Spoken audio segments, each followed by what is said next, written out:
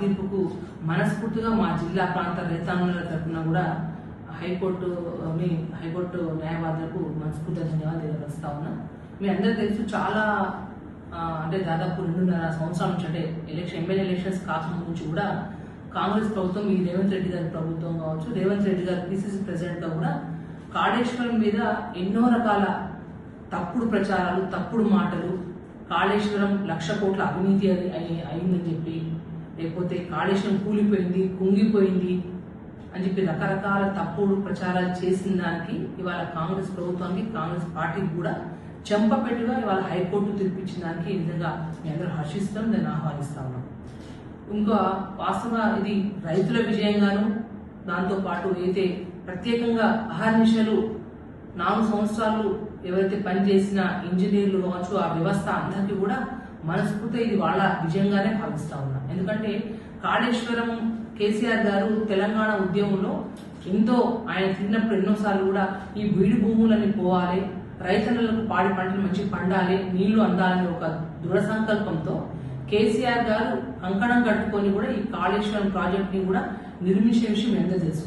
అతి తక్కువ కాలంలోనే 4 ఏళ్లలో కూడా రెయిన్ బౌండ్ కష్టపడి కాళేశ్వరం ప్రాజెక్టు నిర్మించిన తర్వాత ఇవాళ భారతదేశంలోనే, ప్రపంచంలోనే గుర్తింపు తెచ్చుకున్న ప్రాజెక్ట్ ఏదైనా ఉందంటే కాళేశ్వరం ప్రాజెక్ట్.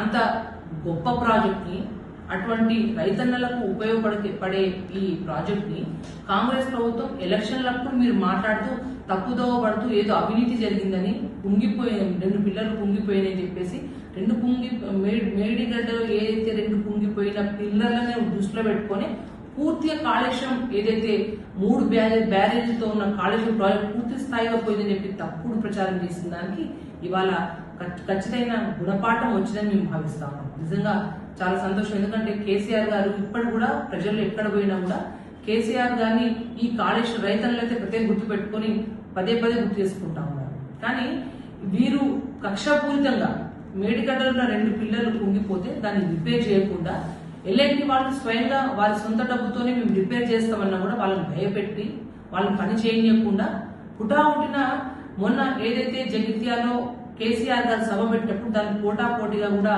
మేడిగడ్డ దగ్గరే ఒక బహిరంగ సభ ఏర్పాటు చేసి కుప్పిగంతులు వేసుకుంటూ రేవంత్ రెడ్డి గారి శక్తులన్నీ కూడా ఆ రోజు కనబడి మనం స్వయంగా చూసాం. అని ప్రజల్లో కేసీఆర్ గారికి ఎంత ఆదర అభిమానం ఉందో ఆ రోజు చూసిన, టీవీలో చూసిన వాళ్ళు కావచ్చు, సోషల్ మీడియా కానీ ప్రత్యక్షంగా పరోక్షంగా చూసిన వాళ్ళు 30 లక్షల పైచిలుపు ఉంటే, అటు రేవంత్ రెడ్డి గారిని చూసిన వాళ్ళు 4 లక్షల మంది వరకు ఉంటారు. అదంతా మనం గమనిస్తాము. కానీ ఏది ఉన్నప్పటికీ మీరు కాళేశ్వరం కూలిపోయిందని తప్పుడు ప్రచారం చేసిన వాటికి ఇప్పుడైనా మీరు క్షమాపణ చేసి మీరు ముక్కు నేలకు రాయాలని చెప్పేసి కాంగ్రెస్ ప్రభుత్వాన్ని నేను డిమాండ్ చేస్తా ఉన్నా. ఇవాళ కాళేశ్వరం అంటే ఇంతసేపటికి వీళ్ళు ఒకటే చెప్తారు, కాళేశ్వరం అంటే మేడిగడ్డ ఒకటే కాదు. కాళేశ్వరం అంటే దాదాపు 3 బ్యారేజ్లు, 15 రిజర్వాయర్లు, 19 సబ్ స్టేషన్లు, ఇవాళ 21 పంప్ హౌస్లు, 203 కిలోమీటర్ల సొరంగాలు, 1531 కిలోమీటర్ల గ్రావిటీ కెనాల్స్, 98 కిలోమీటర్ల ప్రెజర్ మెయిన్స్ ఉన్నాయి. అక్కడ 141 టీఎంస్ వాటర్ డిపాజిట్ చేసే గొప్ప కెపాసిటీ అదే ఇవాళ కాళేశ్వరం ప్రాజెక్టు. వీటి ద్వారానే ఇవాళ తెలంగాణ రాష్ట్రంలో నలుమూలలో అటు గోదావరి నుంచి పై నుంచి మొదలు పెడితే కింద వరకు కూడా మనకి సాగునీరు ఇచ్చి, మంచినీరు ఇచ్చి వాళ్ళ రైతన్నలను కాపాడుకుంటున్న ప్రాజెక్ట్ ఏదంటే కాళేశ్వరం ప్రాజెక్టు. ఇదే రేవంత్ రెడ్డి కాళేశ్వరం కూలిపోయింది, కుంగిపోయింది, కొట్టుకోపోయింది, 1,00,000 కోట్ల అవినీతి అంటున్నారు కదా. మరి మీరు రేవంత్ రెడ్డి గారు మేము ఒకటే సూటి ప్రశ్నిస్తా ఉన్నాం. మీరు కాళేశ్వరం లేదన్నప్పుడు ఏదైతే మల్లన్న సాగర్ గారు గండిపేటకి ఎట్లా నీళ్ళు ఇస్తామన్నారు? మీరు మొన్నటికి ఒక 4-5 నెలలు 6 నెలల క్రితం మీరు ఆలయం దగ్గర ఒక ప్రాజెక్ట్ ఓపెన్ చేసారు. అది కూడా మీరు కాళేశ్వరం ద్వారా నీళ్లు ఇవ్వాలనే కదా. అంటే ఈ ఉద్దేశపూర్వకంగా చూస్తే కాళేశ్వరం బతికుందనే కదా. గోదావరి జలాలు ఉన్నంత కాలం చిరస్మరణీయంగా కూడా కేసీఆర్ గారి పేరు ఆ విధంగా నీళ్లు ఉన్నన్ని నాళ్ళు కేసీఆర్ ని ఎవరు మర్చిపోరు. మీరు మర్చిపోవాలని మభ్యపెట్టినా కూడా ప్రజల గుండెల్లో, రైతన్నల గుండెల్లో చిరస్మరణీయంగా ఉండే వ్యక్తి ఎవరంటే మహానుభావుడు కేసీఆర్ అని చెప్పేసి మేము తెలియపరుస్తాను. దాంతో పాటు ప్రత్యేకంగా ఇవాళ మీ అందరూ తెలుసు, మొన్న కేంద్రము ఎకనామిక్ సర్వే ఇచ్చిన దాంట్లో ప్రత్యేకంగా 2014లో సాగునీటి విస్తీర్ణము 1,30,00,000 అయితే 2023 నాటికి ఈ 2.2 కోట్ల ఎకరాలు పెరిగిందని చెప్పిండు. అంటే సాగు పెరిగిందంటే నీళ్లు సమృద్ధిగా ఉన్నాయి, రైతులకు పాడి పంటలకు కూడా పొలాలకు సకాలంగా నీళ్లు పోతున్నాయి. కాబట్టి కేసీఆర్ గారు ముఖ్యమంత్రి అయిన తర్వాత గతంలో కంటే కూడా ఆయన 10 ఏళ్ళు ముఖ్యమంత్రి అయిన పరిధిలోనే ఆయన ఆ టైంలోనే ఈ ఏది విస్తీర్ణము 2.2 కోట్లు పెరిగిందనే విషయాన్ని ఒకసారి మీరు కళ్ళు తెరుచుకొని చూడాలి, ఆ నివేదికను చూడాలని చెప్పేసి మీరు తెలియపరుస్తాము.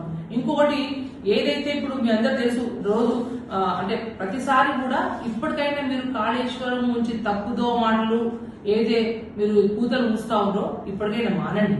ఇప్పటికైనా బుద్ధి తెచ్చుకొని గోదావరి జలాల సాక్షిగా మీరు ఆ మేడిగడ్డలో ఉన్న ఏదైతే మీరు కుంగిపోయింది అని చెప్తున్న ఆ 2 పిల్లలను కూడా మీరు కనువిప్పు చేసుకొని ఎల్లంటి వాళ్ళ ద్వారా అయినా లేకపోతే ఇతర ఏజెన్సీ ద్వారా అయినా మీరు ఆ 2 సంబంధించిన పిల్లలు రిపేర్ చేయించి రైతన్నలకు వాళ్ళు కడుపు కొట్టకుండా రైతన్నలకు మీరు కేసీఆర్ మీద కక్ష సాధింపు కొరకు రైతన్నల మీద మీరు వారికి శిక్ష వేస్తున్నారు.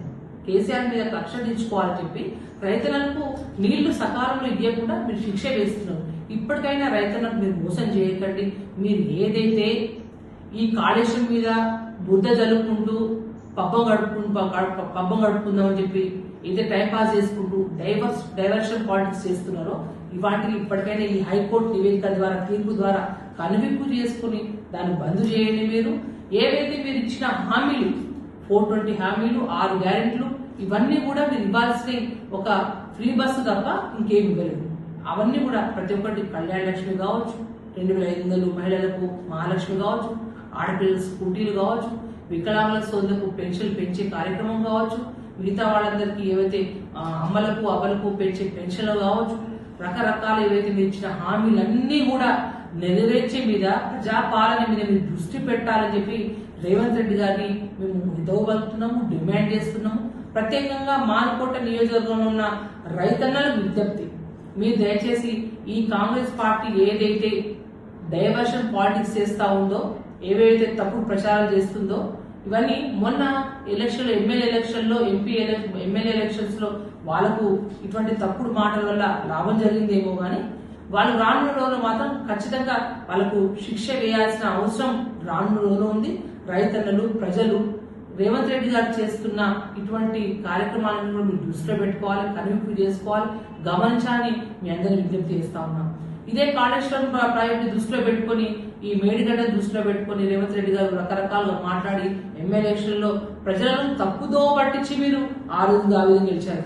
ఎంపీ ఎలక్షన్ లో కూడా మళ్ళొక నివేదిక అని చెప్పుకుంటూ మళ్ళొక కమిషన్ చెప్పేసి ఆ రోజు ఎంపీ ఎలక్షన్ లో ఆ విధంగా మీరు లాభపోతుంది. కానీ రాను రోజుల్లో మీరు కాంగ్రెస్ పార్టీ రేవంత్ రెడ్డి గారు చెప్పే తప్పుడు మాటలు ప్రజలు, ఈ తెలంగాణ ప్రజలు, ఈ రైతాంగము ప్రజలు అందరూ కూడా వినడానికి ఎవరు సిద్ధంగా లేరు. ఇప్పటికీ కూడా పొరపాటు చేశాము, తప్పు చేశామని చెంపలు కొట్టుకునే పరిస్థితి ఈ కాంగ్రెస్ ప్రభుత్వం ద్వారా ఆల్రెడీ ప్రజలకు తెలిసింది. కాబట్టి ఇప్పటికైనా ప్రజలందరూ మీరు దయచేసి ఈ హైకోర్టు తీర్పు తర్వాత మీ అందరూ కనువిప్పు చేసుకుని మీ అందరూ కూడా అంటే మీరు ఒకసారి మీరు ఆలోచించాలని చెప్పేసి మనస్ఫూర్తి విజ్ఞప్తి చేస్తా ఉన్నా. మహబూబాద్ జిల్లా పార్టీ అధ్యక్షురాలు కూడా ఎక్కడక్కడ మహబూబాద్ జిల్లాలో ఉన్న ప్రతి మండల కేంద్రాలు, ఎందుకంటే ఏదైనా తప్పుడు విషయాన్ని కూడా 10 సార్లు నిజం చెప్తే కూడా అది రకరకాలుగా మారే అవకాశం ఉంటుంది. కాబట్టి ప్రజలకు చేరువయ్యే విధంగా వాళ్ళకి తెలిసే విధంగా కూడా అన్ని మండల కేంద్రాల్లో కూడా ఏదైతే హైకోర్టు ఇచ్చిన తీర్పుని ఈ నివేదికని పూర్తిగా కూడా మీరందరూ దయచేసి ప్రజలు తీసుకుపోయే విధంగా